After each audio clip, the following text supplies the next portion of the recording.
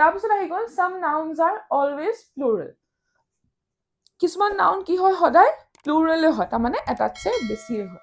যেনেকে certain nouns appear in plural form and take plural verb. তো plural ফৰ্মত আহিছে আৰু ভাৰ্বটো আমাৰ সেইকাৰণে কি কৰিছে প্লুৰেলতে লৈছে। যেনেকে scissors, belongings, thanks.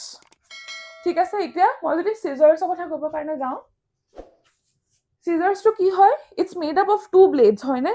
এটা ব্লেড দি পেলাই scissors কেচিখন বনা নাই, কিন্তু দুটা ব্লেড বনাই পেলাই and that's how it functions হয়। so সেইকাৰণে কি হয় it always take plural form আৰু ভাৰ্বটো কি হ'ব সদায় প্লুৰেল থাকিব। যেনেকে আমি যদি ট্ৰাউজাৰ্ছৰ কথা কওঁ, ঠিক আছে,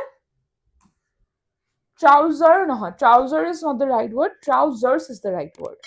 কাৰণ কিয় ইয়াত কি হৈছে আমি যেতিয়া সেই পেণ্টটো পিন্ধি আছো আমাৰ ভৰিকেইখন দুখন ভৰি আছে, দুখন ভৰিৰ কাৰণে দুটা শেল্ফ বনোৱা গৈছে হয়নে?